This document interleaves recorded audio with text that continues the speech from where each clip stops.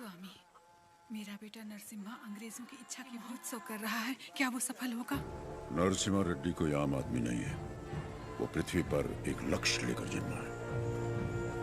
एक हाथ में तलवार और दूसरे हाथ में वेद के साथ उसका पालन हुआ। उसे अब कोई नहीं रोक सकता।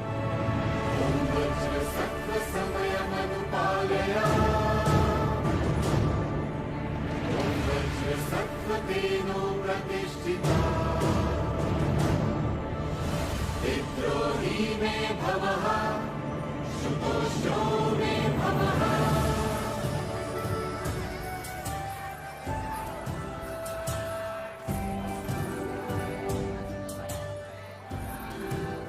ये तुम्हारे नृत्य का भी समय हो रहा है, जल्दी करना।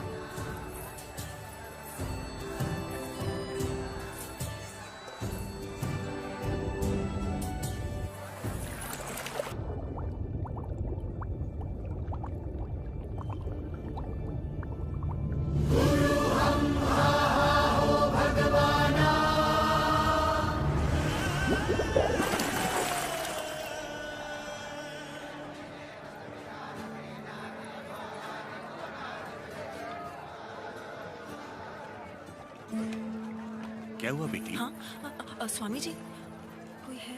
अच्छा, वो महोत्सव से पहले सरोवर में रहने वाले संगमेश्वर स्वामी की स्तुति करने की प्रथा है। हाँ, लेकिन इतनी देर पानी में? जल में सांस रोकने की विद्या जानने वाले एक महापुरुष हैं, मज्जारी नरसिम्हा रेड्डी जी।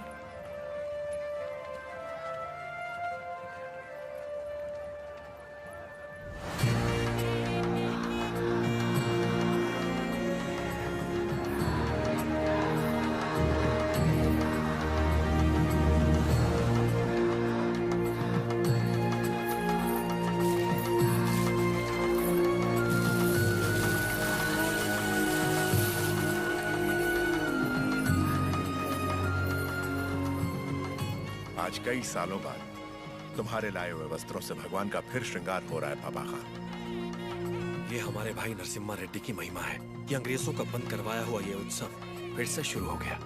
या अल्लाह, इस जश्न को किसी की नजर न लगे। सब मिलकर दुआ करो।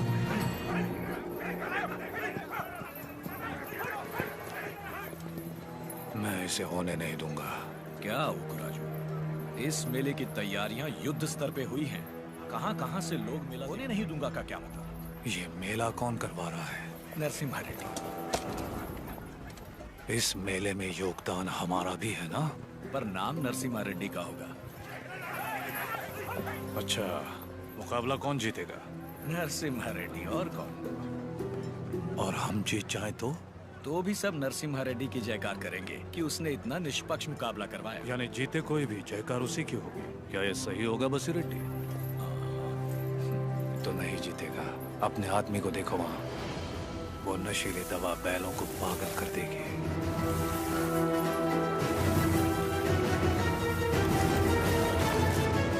नरसिम्हा रेड्डी हो या फिर भगवान नरसिम्हा ही क्यों ना हो, ये मुकाबला कोई नहीं करवा सकता। बोली रेड्डी, दवा और ज्यादा मिला दो। ये मुकाबला क्या महोत्सव ही नहीं होना चाहिए।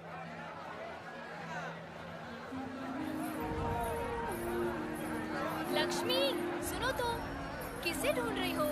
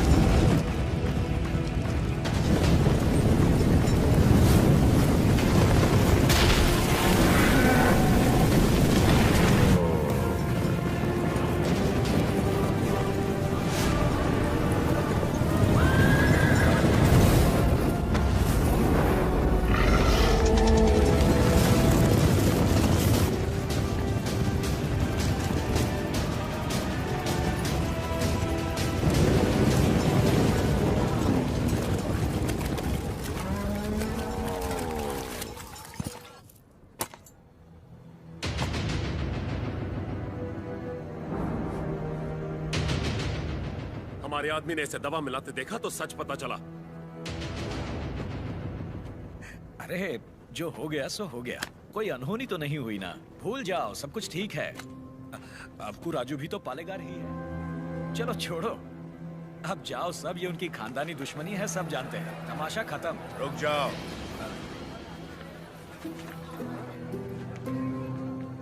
यहाँ वो अकेला पालेगार नहीं है, कुल मिलाकर हम 61 पालेगार हैं यहाँ। पूरी की पूरी प्रजा भी मौजूद है। यह उत्सव सबका है बसी रेड्डी। राजा हो या प्रजा, न्याय सबके लिए बराबर है। अवकू राजू को क्षमा मांगनी ही पड़ेगी।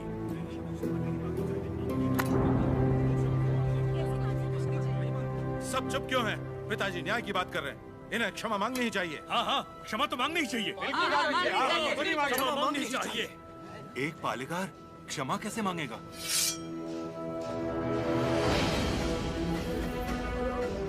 अपना सर काट दूंगा, लेकिन क्षमा नहीं मांगूंगा। अवकू राजू। पापा खान, माना कि अवकू राजू ने अपराध किया है, लेकिन ये पालेगार हैं 70 गांव के। ये तो सब जानते ही हैं कि इन्हें मुझसे, और यही नफरत इस अपराध का कारण भी है। लेकिन ये अपनी प्रजा से प्रेम करते हैं, और प्रजा पर इनके कई उपकार भी हैं, तो उनकी खातिर इन्हें हम क्षमा कर देते हैं।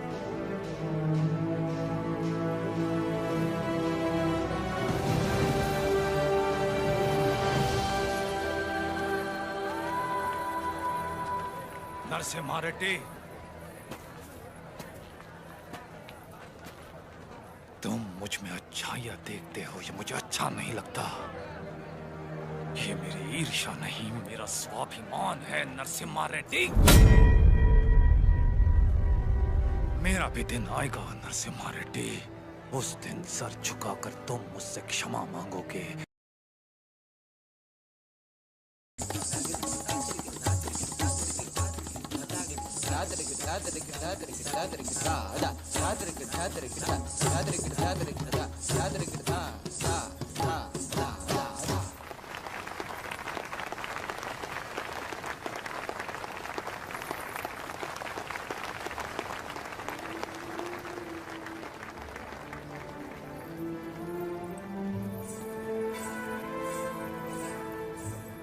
अद्भुत।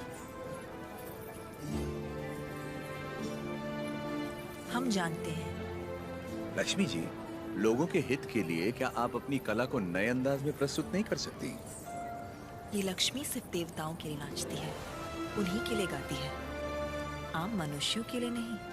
भगवान भी तो इंसान के लिए ही है ना। लोगों को जगाने के लिए अपनी कला को थोड़ा सा बदल लीजिए, फिर देखिए कितना निखार आ जाएगा।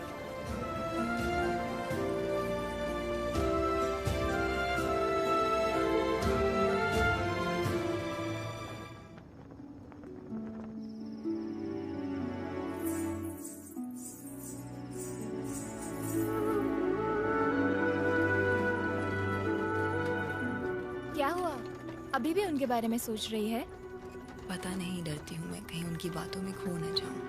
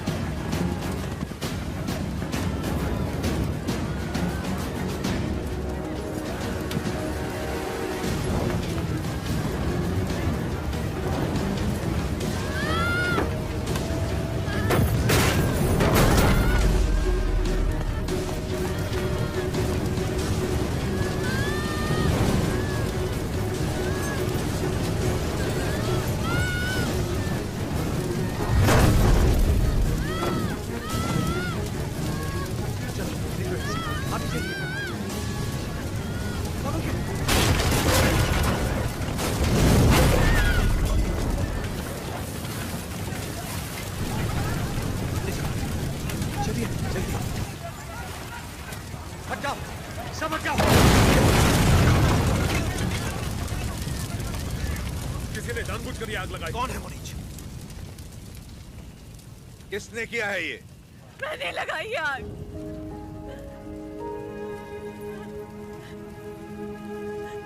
मैंने लगाई।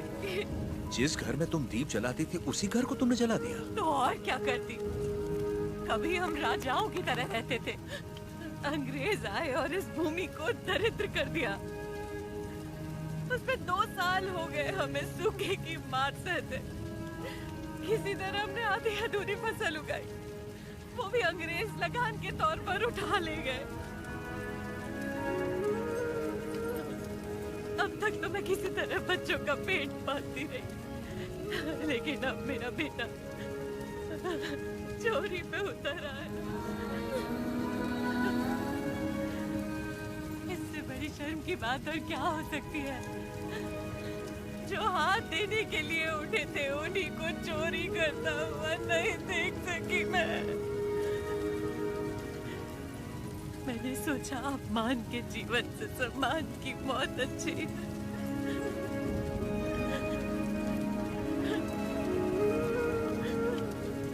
क्या हुआ बेटा?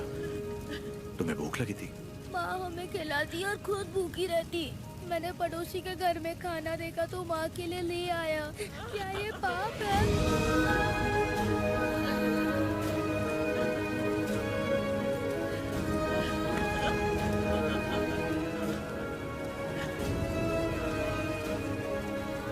बड़े भैया, वियालावाड़ा और नौसम किले के गोदामों का अनाज बैलगाड़ियों में भर के ले आइए। आज से रेनाडू की इस धरती पर कोई भूखा नहीं सोएगा। बांट दीजिए सब में, जैसा तुम कहो।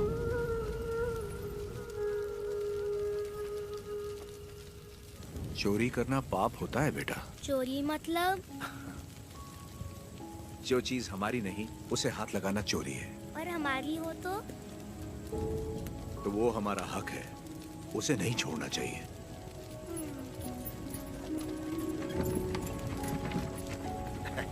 रेड्डी जी, आपने मुझे बुलवाया? मैंने इस महीने की पेंशन भेज दी है। राघवाचारी, जब तक अच्छी फसल होती रही, ये लोग तुम्हें समय पर लगान दे रहे थे या नहीं? बिल्कुल दे रहे थे सरकार। तो जाकर अपने मालिकों से कह दो, सूखे में लगान नहीं मिलेगा। क्या कहा? ये कहा कि अगले साल भी लगान नहीं मिलेगा। मैं समझा नहीं। ना माने तो हम उनकी हड्डियों का हल बनाकर अपने खेत जोतेंगे और दुगना लगान चुका देंगे। आफत आ गई तो? आने दो, मुझे उसी दिन का इंतजार है।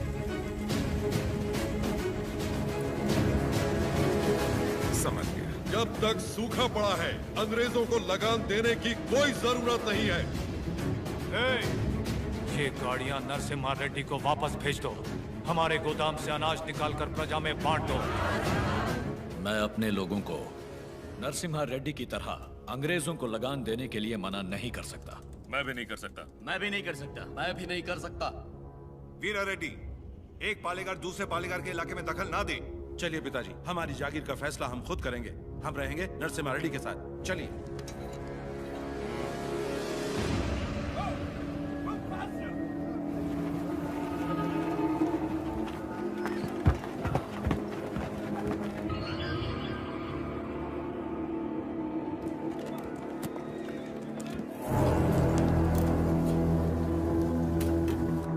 मद्रास प्रेसिडेंसी एक साल में जितना टैक्स भरती है उसमें पूरा लंदन 25 साल तक बैठ के खा सकता है।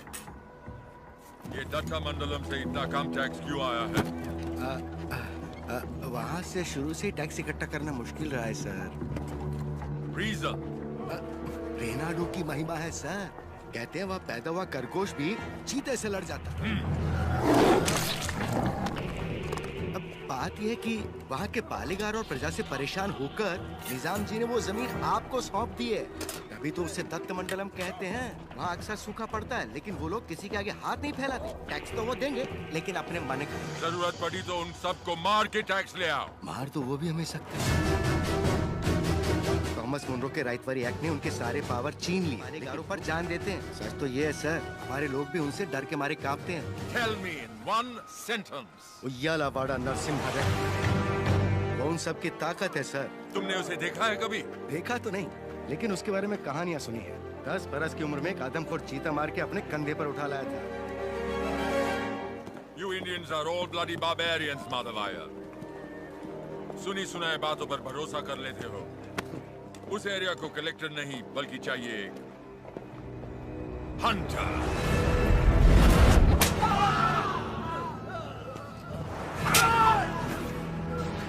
गोरा है राजा और काला उसका स्लेव।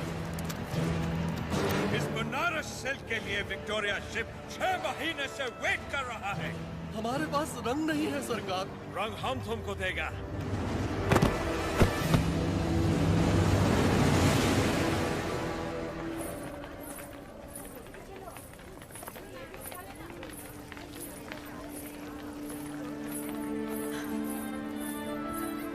ये ब्याह नहीं त्योहार है, हिंदू मुसलमानों के बीच प्रेम का त्योहार।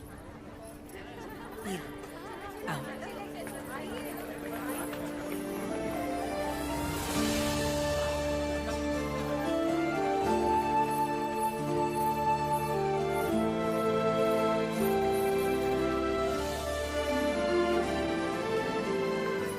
अगर मुझे पता होता आप आ रहे हैं, मैं यहाँ कभी नहीं आती।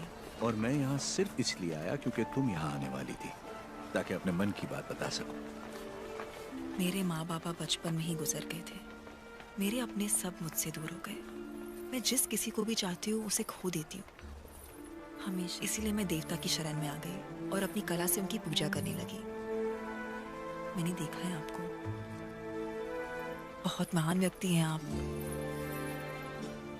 मेरे पास मत आइए वरना आपको भी खो दूंगी।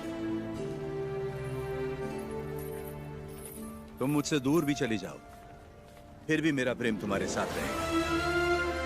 बोलो, जैसे भागमती के नाम पर यह भाग्यनगर बना है, वैसे ही तुम्हारे लिए वीर वेंकट महालक्ष्मी के नाम का एक नया नगर बसा दूं। बताओ लक्ष्मी, बोलो। लक्ष्मी नाम के आगे नरसिम्हा जोड़ दीजिए बस।